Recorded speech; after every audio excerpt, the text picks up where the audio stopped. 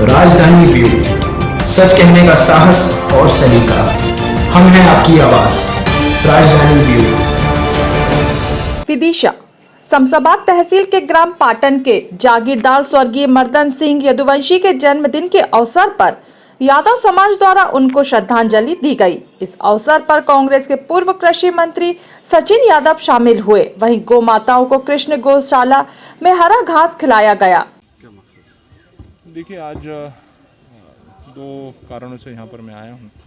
हमारी चाची जो है उनका निधन हो गया है और मैं हमारे जो परिवार है, हमारे चाचा जगदीश यादव जी, उनके परिवार को जो है ढांढस बंधाने के लिए हमारी चाची के चरणों में श्रद्धा सुमन अर्पित करने के लिए जो है यहाँ पर आया हूँ। और साथ ही साथ आज मेरे बड़ा गर्व हो रहा है, बड़ा गौरव महसूस हो रहा है कि आज हमारे आज़ादी की प्रथम लड़ाई में हिस्सा लेने वाले और हमारे आज़ादी की लड़ाई में एक अहम भूमिका निभाने वाले एक महापुरुष जिनकी आज जयंती है, ठाकुर मर्दान सिंह जी की जयंती के अवसर पर भी मुझे यहाँ पर इस श्रद्धांजलि के कार्यक्रम में मुझे आने का अवसर मिला है। और उनकी जो गौरव गाथा है, उस गौरव गाथा के बारे में मुझे जो है मेरे साथियों के द्वारा मुझे काफ़ी कुछ उनके बारे में जो है बताया गया है। और निश्चित रूप से ऐसे महापुरुषों को जो है उनकी कुर्बानी, उनके बलिदान, उनको त्याग को जो है हम सब लोग नमन करते हैं।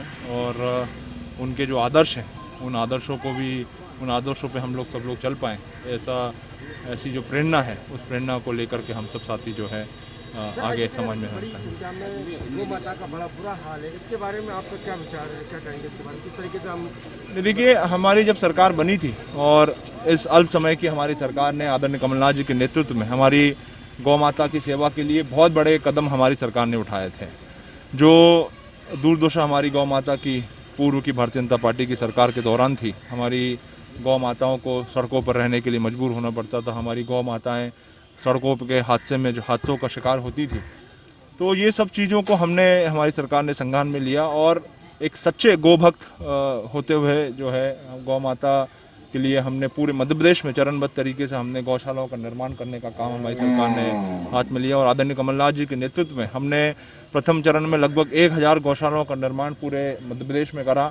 द्वितीय चरण में हम लोग लगभग 3000 से अधिक गौशालाओं का निर्माण जो है करने जा रहे थे। तो ये कांग्रेस पार्टी और आदरणीय कमलनाथ जी अगर सही मायने में अगर हम देखें तो अगर असली गौ भक्त और अगर असली गौ सेवा करने का काम अगर कोई कर रहा है तो वो कांग्रेस पार्टी कर रही है और आदरणीय कमलनाथ जी के नेतृत्व में हम समाज साथी कर रहे हैं। देखा जाए कि सोसाइटियों में किसानों की अनाज खरीद लिया, लेकिन 5-6 से 7 महीने गुजर रहे हैं, उनके बाद पेमेंट नहीं मिल रहा है, इसके बारे में और क्या कहेंगे? देखिए, भारतीय जनता पार्टी की प्राथमिकता में ना तो पहले कभी किसान था, ना आज है और ना ही कभी भविष्य में होने वाला है। भारतीय जनता पार्टी सिर्फ किसानों को सत्ता में पहुंचने का एक माध्यम के रूप में देखती है। और आप इनका इतिहास उठा करके देख लीजिए, जब सरकार में आए हैं इन्होंने हमेशा किसानों का जो है नुकसान करा है। अभी आप जब इनकी सरकार बनी है तब जो गेहूं खरीदी की जो प्रक्रिया हुई थी, उस गेहूं की खरीदी की प्रक्रिया में भारी जो है गड़बड़ हमको देखने को मिली। चाहे वो भुगतान की बात हो, चाहे वो खरीदी केंद्रों की बात हो, चाहे खरीदी केंद्रों पर जो किसानों को जो उनको जो व्यवस्थाएं देनी हो, चाहे वो पीने के पानी की व्यवस्था हो, छाए की व्यवस्था हो, चाहे किसानों की जो उपज उसके गेहूं खरीदने के बाद उसके भुगतान की व्यवस्था हो, किसानों से बिना उसकी सहमति के आधा भुगतान जो है उसका काट लिया गया। और आज भी कई ऐसे किसान साथी हैं जिनके खातों में आज तक वो राशि जो है पहुंच नहीं पाई है। तो भारी गड़बड़ जो है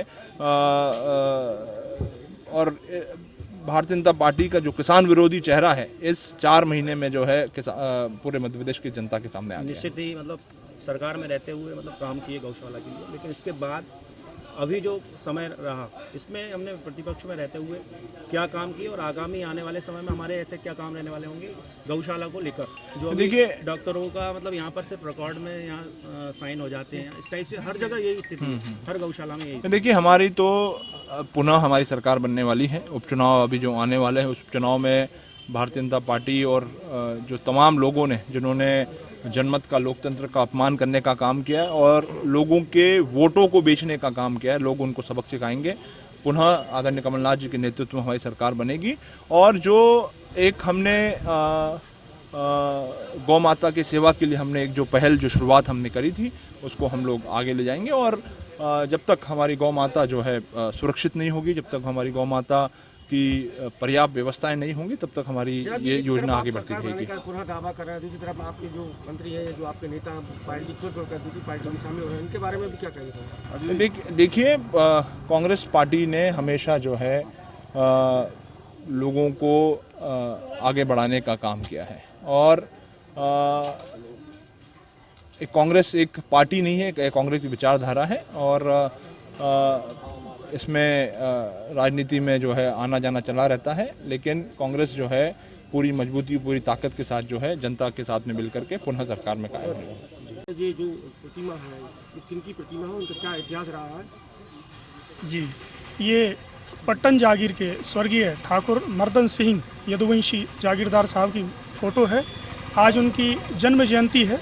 इनका जन्म विक्रम संवत 1805 की साल शमशाबाद के अंतर्गत आने वाली पट्टन जागीर में इनका जन्म हुआ था, जिन्होंने देश, समाज, धर्म के प्रति पूरे जीवन जो संघर्षशील रहे। इस संघर्ष में उन्होंने कई जो आतताई शक्तियाँ होती थी, राज शक्तियाँ, उनसे भी पूरे जीवन लोहा लेते रहे, जिसमें भोपाल नवाब से उनकी लड़ाइयों का विषय भी है।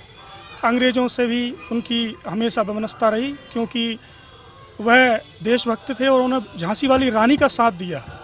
चूँकि वो ग्वालियर राज्य के अंतर्गत ये जागीर आती थी, तो जब उन्होंने झांसी वाली रानी का साथ दिया तो उसके कारण उसका परिणाम भी उन्हें भुगतना पड़ा, उनको काफ़ी उसका नुकसान उठाना पड़ा, उनकी सेनाओं को घटा दिया गया। पूरे जीवन काल में उन्होंने जन सेवा के लिए कई बावड़ियों के निर्माण करवाए, कुएँ खुदवाए हैं जगह जगह, सड़कों के निर्माण करवाए जिस समय बहुत ही अव्यवस्था होती थी चलने मिलने की। पूरा जीवन उनका एक समर्पण के भाव में ही रहा। विदिशा से कमल रेखवार की रिपोर्ट। राजधानी ब्यूरो, सच कहने का साहस और सलीका। हम हैं आपकी आवाज, राजधानी ब्यूरो।